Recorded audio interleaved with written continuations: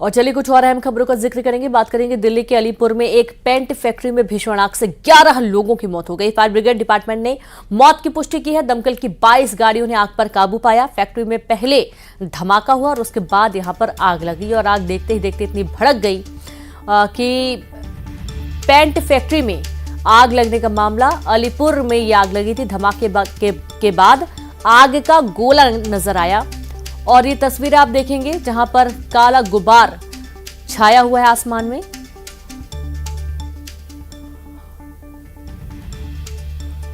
और काफी घना ये पूरा इलाका समझ में आ रहा है। अलीपुर का पूरा मामला है। पेंट फैक्ट्री में आग लगी और इस आगजनी की वारदात से इलाके में डर का माहौल भी रहा, क्योंकि पेंट फैक्ट्री और आग तेजी से फैलती गई। आसपास के लोगों में अफरा तफरी का माहौल रहा और जानकारी है कि 11 लोगों की इस आग में झुलसकर मौत हो गई है। काफी दुखद ये पूरा घटनाक्रम, 11 लोगों की जान चली गई। और संवाददाता शंकर आनंद जुड़ गए। शंकर, 11 लोगों की मौत हो गई इस धमाके के बाद जो आग लगी, अभी क्या स्थिति है? निश्चित तौर पे बेहद ये दुखद घटना कहा जा सकता है। बाहरी दिल्ली के अलीपुर इलाके में कल शाम में तकरीबन 5:15 बजे एक कारखाने में आग लग गई और आग लगने के बाद जो है वो मौके पर स्थानीय दमकल विभाग की जो गाड़ियां हैं वो मौके पे पहुंची, पुलिस विभाग की गाड़ियां जो है वो पहुंची और आग पर काबू पाने का प्रयास किया गया और देर रात तक ये ऑपरेशन चलता रहा। और इस ऑपरेशन के दौरान में जब दमकल विभाग के अधिकारी अंदर गए और उसके बाद पूरे इस फैक्ट्री के अंदर में उसको तफ्तीश किया गया तो पता चला कि अंदर में 11 लोगों का जो शव है वो वहां से बरामद किया गया है। हालांकि 11 लोगों का शव अभी बरामद किया जा चुका है और इसके साथ ही कई लोग जो है वो घायल भी हुए हैं। तो तकरीबन 4 से 5 लोग जो घायल हुए हैं उसे पास के अस्पताल में भर्ती कराया गया है। जिस तरह से आग लगने की यह घटना हुई है, अब इस मामले में जल्द ही आज FIR एक रजिस्टर किया जाएगा और इस मामले की तफ्तीश की जाएगी कि क्या वहां पर उस फैक्ट्री के अंदर में किस तरह की लापरवाही को अंजाम दिया गया जिसके चलते ये आगजनी की घटना हुई है। एक तरह से कह सकते हैं कि ये वाकई में बेहद दुखद घटना है और 11 लोगों की मौत की औपचारिक तौर पर पुष्टि कर दी गई है। इसके साथ ही 4 से 5 लोगों की घायल होने की भी जानकारी आई है और घायल होने वालों की फहरिस्त में दमकल विभाग के कुछ कर्मचारियों का भी नाम सामने आया है जो इस आग पर काबू पाने का प्रयास कर रहे थे, लेकिन वो भी इस आग कांड में वो झुलसने की बात सामने आई है। तो एक तरह से कह सकते हैं कि थोड़ी देर के बाद इस मामले में दिल्ली पुलिस के द्वारा भी एक औपचारिक तौर पर तमाम जानकारियों को साझा भी किया जाएगा। जी बिल्कुल, बहुत शुक्रिया आपका शंकर तमाम जानकारी के लिए। तो इस तरीके से आप देखिए कि अब जो आगजनी की घटना हुई है इसमें जांच की सख्त जरूरत है, क्योंकि कहां लापरवाही हुई है, किस वजह से आग लगी है, पूरा मामला अब जांच का विषय बना हुआ है। वहीं मध्य प्रदेश में एक बड़ा प्रशासनिक फेरबदल हुआ। 3 अधिकारियों का तबादला किया गया। IAS संदीप केरकेट्टा बने उप सचिव, IAS तरुण राठी बने संयुक्त मुख्य निर्वाचन पदाधिकारी, IAS रुचिका बनी अपर सचिव मध्य प्रदेश शासन। तो इस तरीके से प्रशासनिक कसावट एक बार फिर से मध्य प्रदेश में। और आप ये देखिए कि इलेक्शन के पहले ये लगातार जो तबादले हैं आपको देखने को मिलेंगे। कल भी एक बड़ी श्रृंखला थी तबादलों की और आज 3 IAS अधिकारी स्थानांतरित किए गए हैं, जहां पर ये 3 प्रमुख नाम आपको बता दें एक बार फिर से। IAS संदीप केरकेट्टा उप सचिव बने और तरुण राठी को संयुक्त मुख्य निर्वाचन पदाधिकारी बनाया गया। संवाददाता शैलेंद्र जुड़ गए हैं। शैलेंद्र, एक बार फिर से बड़ा फेरबदल, प्रशासनिक कसावट। बिल्कुल, लोकसभा चुनाव का पहले प्रशासनिक जमावट का दौर जारी है और आज कल एक और बड़े तबादला आदेश जारी किए गए जिसमें 3 IAS को प्रभावित हुए हैं, जिसमें 2010 बैच के जो IAS थे संदीप केरकेट्टा, उन्हें अभी तक वो भोपाल विकास प्राधिकरण के CEO थे, तो उन्हें वहां से हटाकर मध्य प्रदेश शासन में उप सचिव बनाया गया है। उन्हें अभी विभाग की जिम्मेदारी दी जाना बाकी है। इसके अलावा जो 2010 बैच के IAS तरुण राठी हैं, उन्हें अभी संयुक्त मुख्य निर्वाचन पदाधिकारी की जिम्मेदारी दी गई है, क्योंकि लोकसभा चुनाव सामने है और निर्वाचन का अहम काम होता है, तो तरुण राठी को वहां पर भेजा गया है। इसके अलावा जो 2011 की IAS रुचिका चौहान, उन्हें अभी मध्य प्रदेश शासन में अपर सचिव बनाया गया है। तो रुचिका चौहान को भी अभी कौन सा विभाग में भेजा जाना है ये अभी बाकी है, लेकिन ये प्रशासनिक फेरबदल का दौर लगातार मध्य प्रदेश में जारी है और आने वाले कुछ दिनों में और भी कई IAS कलेक्टर, प्रशासनिक अफसर, प्रमुख सचिव जिनके तबादले होना तय है, वो सूची भी जल्दी सामने आएगी। बहुत शुक्रिया आपका तमाम जानकारी के लिए शैलेंद्र। तो आप देखिए कि अभी और भी तबादले हो सकते हैं, पूरी संभावना बनी हुई है। प्रशासनिक जमावट की भरपूर कोशिश यहां पर नजर आ रही है और 3 बड़े अधिकारियों का तबादला किया गया।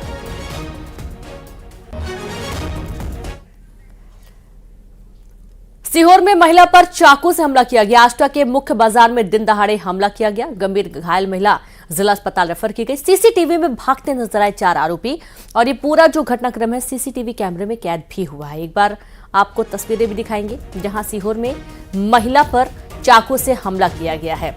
आष्टा के मुख्य बाजार में दिन दहाड़े यह हमला हुआ है। कारण क्या है, क्यों ये हमला किया गया है? क्या ये बदमाश थे या कोई पुरानी रंजिश या फिर लूट के इरादे से इस घटना को अंजाम दिया गया? तमाम सवाल खड़े होते हैं। हालांकि पुलिस मौके पर पहुंच गई, तुरंत महिला को जिला अस्पताल भर्ती किया गया। सीसीटीवी कैमरे में जो आरोपी हैं वो भागते हुए नजर आए। तो महिला पर चाकू से हमले की घटना हुई और गंभीर हालत में महिला को अस्पताल भर्ती किया गया। सीहोर का पूरा मामला है। सीसीटीवी कैमरे में जो आरोपी हैं वो भागते हुए नजर आए हैं। तकरीबन 4 ये लोग हैं और ऐसा मालूम पड़ता है कि इसमें जो लड़के हैं, युवा लड़के, वो शामिल हैं।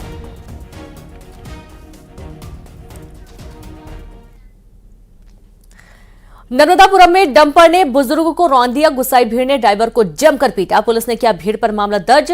मारपीट का वीडियो वायरल हो रहा है। सोहागपुर थाने के शोभापुर की ये पूरी घटना सामने आई है और एक बार ये तस्वीरें आप देखिए, जिस वक्त ड्राइवर ने लापरवाही से गाड़ी चलाई और डंपर ने बुजुर्ग को रौंद दिया। आक्रोशित भीड़ ने बेदम पिटाई कर दी ड्राइवर की और अब ये तस्वीरें देखें और पुलिस ने भीड़ पर मामला दर्ज कर लिया है। मारपीट का वीडियो वायरल हो रहा है। सोहागपुर थाने के शोभापुर की पूरी घटना है। जो बड़े वाहन चालक होते हैं, कहीं ना कहीं ये देखा जाता है कि बहुत ही लापरवाही से वाहन चलाते हैं और ऐसे बड़ी वारदातें होती हैं।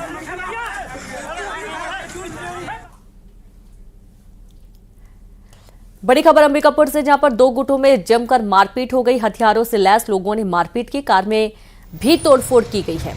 मारपीट के बाद इलाके में दहशत का माहौल बना हुआ है। तो मामला अंबिकापुर का है। 2 गुटों में मारपीट और इसके बाद इलाके में दहशत का माहौल। हथियारों से लैस लोगों ने मारपीट की घटना की। पुलिस मौके पर पहुंची, मामले को शांत कराने के भरपूर प्रयास किए गए।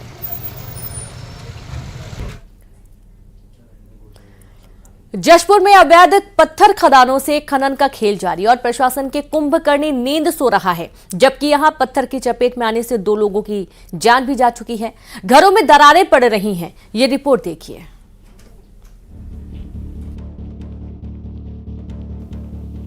जशपुर के आरा के केतार गांव में पत्थर खदान लोगों के लिए सरदर्द बन गया है। यहां हो रही ब्लास्टिंग से घरों में दरारें पड़ गई हैं। लोगों की जान भी खतरे में रहती है। वहीं ग्राम पंचायत सचिव का कहना है कि ब्लास्टिंग और क्रैशर के लिए ग्राम सभा या पंचायत से कोई परमिशन नहीं ली गई है। मेरे बगल में ऐसा पत्थर गिरा। कितना बड़ा? कितना पत्थर? इतना बड़ा पत्थर मेरे बगल में गिरा। हाँ, 5 साल की बात है। तो आप लोग लगातार इसका विरोध कर रहे हैं कि यहाँ से बंद हो ये क्रैशर? अभी पहले एक बार किए थे तो भागे थे। तो आप क्या चाहते हैं दादी, ये बताइए? बंद करने चाहते हैं। हमारे यहाँ पे ब्लास्टिंग बहुत ज्यादा हो रही है। हम लोग डर गए हैं। जब 12 बजे नहाने जाते हैं तो कपड़ा पहन नहीं सकते हैं और एकदम भागो भागो बोलते हैं तो ऐसे भाग जाते हैं। फिर आधे घंटे के बाद ही पहले भगा देते हैं। हम लोग के लिए गांव में ब्लास्टिंग नहीं होना चाहिए। हमारे लिए बहुत खतरनाक है। सर, पूरा गांव वाले उसका विरोध कर रहे हैं। कारण ये है कि 100 मीटर की दूरी पर गांव बस्ती है और गांव वाले क्या है कि इसको पूरा सख्ती से विरोध कर रहे हैं और हमारे ग्राम पंचायत की ओर से कोई भी प्रस्ताव या तो कोई पत्र व्यवहार हम लोग नहीं किए हैं। इधर खनिज विभाग के अधिकारी इस मामले में जांच करने का रटा रटाया जवाब दे रहे हैं। वो जांच का विषय है, वो स्थल जांच करने के बाद ही पता चल पाएगा और जो भी आएगा उसमें निर्णय, उसमें दोषी अगर होंगे तो उसमें कार्रवाई किया जाएगा। तो सिर्फ केतार गांव ही नहीं, जिले में संचालित कई पत्थर खदानों में हो रही ब्लास्टिंग से ग्रामीण परेशान हो चुके हैं। कई पत्थर खदान रिहायशी इलाकों के आसपास हैं और ब्लास्टिंग से लोगों के घरों में दरारें पड़ रही हैं। वहीं पिछले 1 साल में पत्थर की चपेट में आने से 2 लोगों की मौत हो चुकी है, लेकिन इन खदानों पर प्रशासन कोई कार्रवाई नहीं कर रहा है। न्यूज़ 18 के लिए जशपुर से दीपक सिंह के साथ ब्यूरो रिपोर्ट।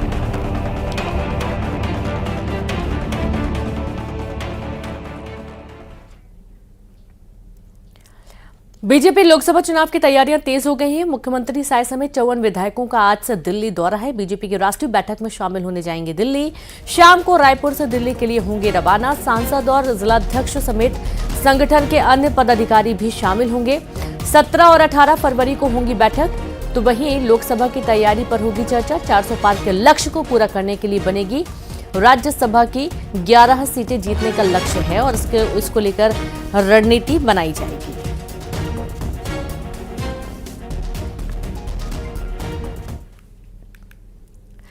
आईआईटी भिलाई का उद्घाटन करेंगे प्रधानमंत्री मोदी, जहां 20 फरवरी को उद्घाटन होगा। पीएम मोदी वर्चुअली करेंगे उद्घाटन। सीएम विष्णुदेव साय आईआईटी परिसर में रहेंगे मौजूद। सीएम साय उद्घाटन समारोह में शामिल होंगे। बड़ी खबर आपको दे रहे हैं, जहां आईआईटी भिलाई का उद्घाटन प्रधानमंत्री नरेंद्र मोदी करने वाले हैं और 20 फरवरी को ये उद्घाटन होगा।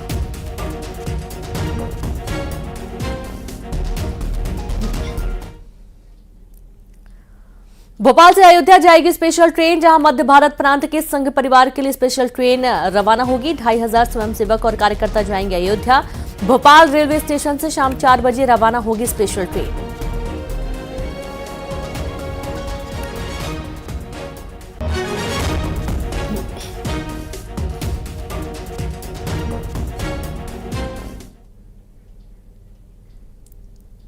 और इसी के साथ इस बुलेटिन में इतना ही। नमस्कार।